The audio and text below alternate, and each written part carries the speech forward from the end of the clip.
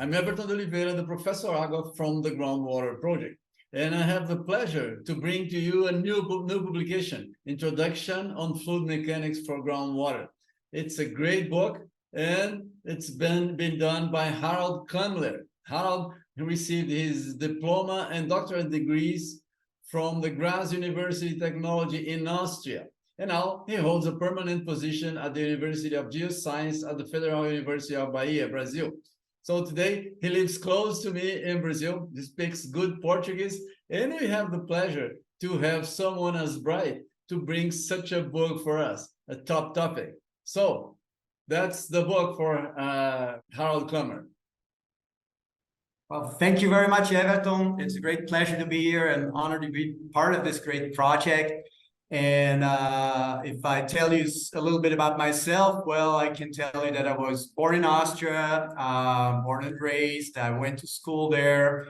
I got a high school degree in electrical engineering, kind of a technical high school, and then went on to study civil engineering in Graz, Austria, as you said already. And I was happy to be able to go to Spain for 2 years on a student exchange program during my undergrad or diploma studies, as we called it there back then. And during that stay, I ended up meeting friends, very good friends, that kind of invited me to spend some time or a summer in Florida with them, Gainesville, Florida, where I met, or where I kind of had the idea of why not trying to come to the University of Florida to do the research for my diploma thesis. And I started to look around online at first, and I came across a project that was called Groundwater Flux Meter for measuring groundwater and contaminant fluxes. And I really liked that idea and its environmental perspective. So I went to look for the people that were working on it at the University of Florida, and I met Kirk Hatfield, who is my big mentor and advisor. And I ended up writing my diploma thesis at the University of Florida, defending it back home in Graz. And I would say this was the start of my, my groundwater life. I continued to be a student at my university in Graz, but did all the research for my PhD studies related to different versions and variants of measuring groundwater fluxes and contaminant processes, fluxes at the University of Florida. And at the end of my PhD, I took my first trip to Brazil. Liked it a lot, and this is where I still am right now at the University of Bahia in Salvador, working on groundwater related projects here in Bahia, mostly, a little bit in Florida, with friends and colleagues from there. That's very good. That's very good. And a very good choice staying in Bahia. I told you already. I love Salvador. It's a nice place. Good choice. So let me ask you something. Your book is about fluid mechanics, and you know that fluid mechanics is sort of a scarecrow for geologists and engineers in general. How did you work out your book to overcome this old established idea? Well, I know it's a very, maybe some would say, tough or mathematical field. And then I said, and then there's Darcy's law, which is so simple at the end, a very simple law that was discovered empirically by measurements. And a lot of people have written texts and studies about how it could be derived in different ways. And I thought, well, what could be a good starting point?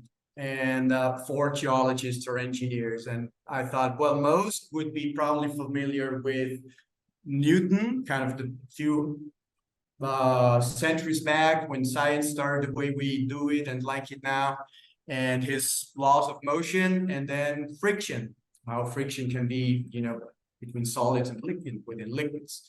And that is, I thought, that's where the book starts out, something that most of the readers should be quite familiar with. And then we take little steps, incremental steps, adding complexity and take it not always to the last detail, mathematical, physical detail, use a little bit of heuristics, but to arrive at those mysterious, famous Navier-Stokes equations that are kind of considered to be the most general description of fluid mechanics. And from what we learned on the way up to those equations, we take advantage of certain findings and then just use those to simplify them to get at the Darcy law that we use so much in groundwater hydrology. And then within that process, you know, the hydraulic head, which we use a lot, and the conductivity, they just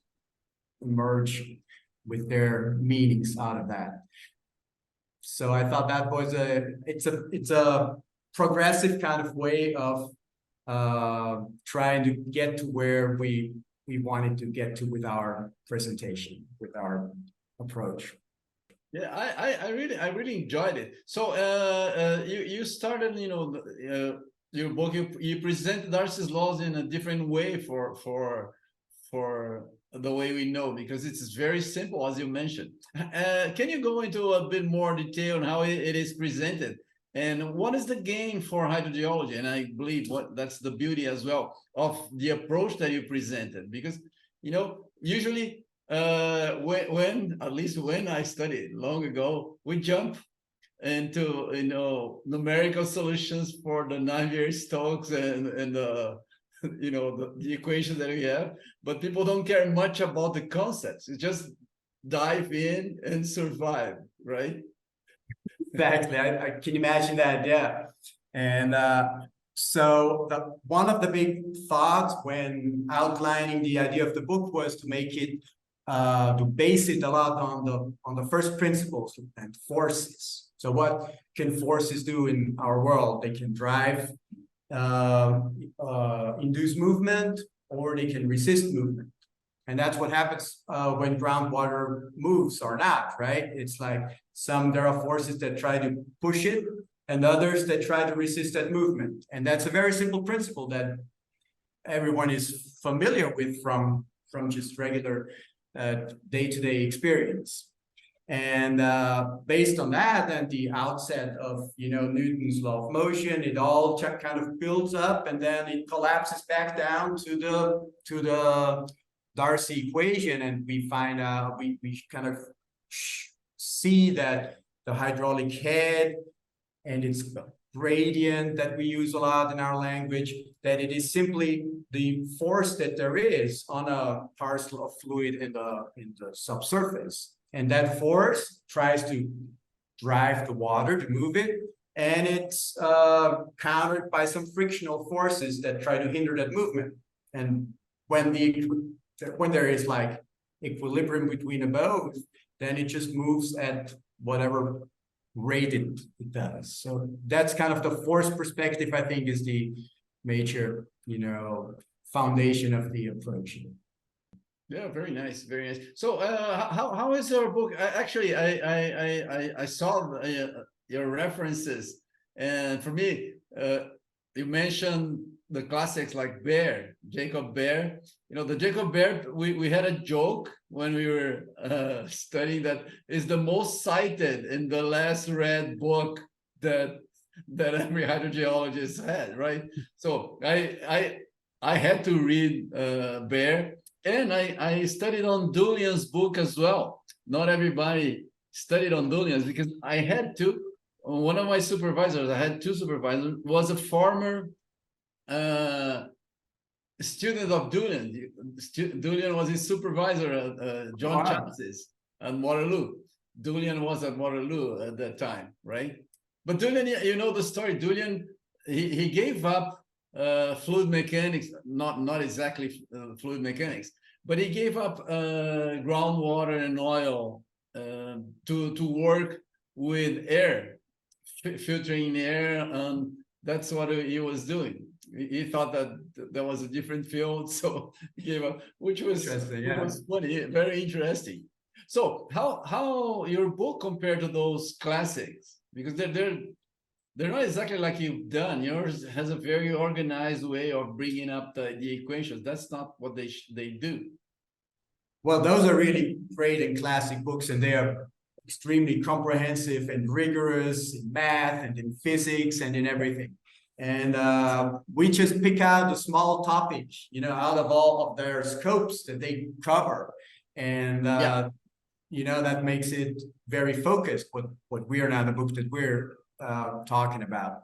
And we try to make a lot of figures and illustrations and take very small steps from the very kind of beginning to build up an understanding of all the mechanisms that are there involved in those driving and resisting forces, and then put them together piece by piece. And then we take a few heuristic shortcuts. For example, saying, oh, okay, we say friction is now effective body force on a water parcel in porous medium. We don't go through big integrals and those last and intensive math details. That's one difference, of course. Then we use both of them, Julian and Bear. They have a list of different ways how Darcy equation or effective conductivities can be derived, and some of them are kind of included in the way we present it, and then others not.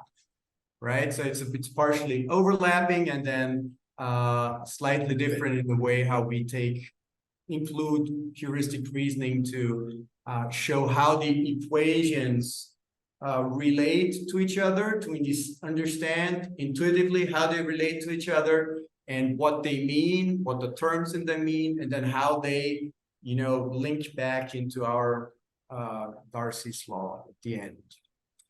And of course, we have the big advantage of being part of a huge project. And one of the goals writing this book was also to relate it to as many other groundwater project books as possible, because it's a very, it's introduction to fluid mechanics. So it's very basic and conceptual. It's very good. Yep. They never had, Bear and Julian didn't have such convenient options available at the time. Yeah, that's true. But I liked it. I thought it's conceptually very, very well presented. Very good. Congrats. Your book comes with a separate set of exercises. To whom are they intended? To which specific audience, or what was in your mind when you produced the book? Well, a lot of it was meant to either help readers or give readers a chance to look at examples of what things mean that the main body of the text discusses. Sometimes, readers might, oh, what does this really mean? So then you go to an example, you see when it's applied, and it helps understanding and moving on with the main text. Another situation would be when people think, oh, what is this good for in practice? Why can't I could just take Darcy's law and life goes on happily ever after, right? And so what are some practical applications, utility and implications, or maybe little, curiosities like, how does quicksand form? Because it's that's the other part of the force perspective. It's not just the forces that the solid grains act or onto the fluid to resist its movement. It's also the fluid that acts onto the grains, and what can that do? So that's a very interesting thing overall. And it is. I agree. What's touched upon in some of the boxes and in the exercises. And the exercises overall, they are also meant to go a little beyond what is actually presented in the main text. So people can, try out, how to do it. Try it out, and then go back, and there's a solution to it. And there are some exercises that come with little codes that can be experimented with. to see how perhaps how not so hard it is to actually put some of these equations into, to work and produce results with them. So that was the intention, was to show or to take it to a certain practical level, especially using, a lot of those time scales that we talk about. And when you relate different time scales to each other, how those turn into dimensionless numbers that can be very useful in describing processes in nature. That's very good. So I know that when we write a book, or when we think about putting a book together, we base on some personal experiences. So what can you say about your personal experiences in offering this kind of information to your students? How do they receive it? Do you have that as an example for us? Well, I think from my personal experience, there's the one side that, of course, some of the examples, boxes, they are based on my personal work experience, like, quicksand formation, liquefaction, some drought-related things, and those time scales. And what I really learned myself and would like to pass on, as much as possible to other colleague students, and is how useful those concepts of defining time scales are, regardless of the exact problem that you're looking at, and how problems can be kind of simplified or even solved to a certain approximate extent without going through complicated mathematical solution processes or numerical. And that is something that I think is very useful and probably not so widely applied in our field as of now. And that could be a kind of an overarching thing throughout all the chapters of the book, talking about those different mechanisms. Very good, very good. Well, I hope your book will be a success. I really wish, because I liked it, and I believe we needed a book like yours for like an introduction, so we see that and you can develop from that. I really appreciate your work. Thank you very much for participating in the Groundwater project. Congratulations for a job well done. Please make your final considerations. Well, I'm very thankful and honored to be part of this big project. I see how it is growing on the website, and I'm downloading all the books, and I love to look at them myself. And as I said, we try to, link ours to as many others as possible. And there's quite a few of them that we do cite. And I'm thankful. I thank you and all the editors, the board members, for this great effort of offering such a valuable source valuable free source to everyone. And it's been translated, or lots of books are being translated to other languages. I'm very thankful, honored, and yep, this is it. Thank you very much. Thank you, and we'll see each other again when we have the Portuguese translation. Since your yes, Portuguese, I'm looking forward very much. We'll meet. Okay, thank you very much, Harald Klammler, everybody. It's a great book. Please join us. Take a look at the book. It's free. Open it, flip through it, and you see how good and how easy to start with this tough subject it is. Great job. Thank you very much, Haki. Thank you, Everton. See you soon.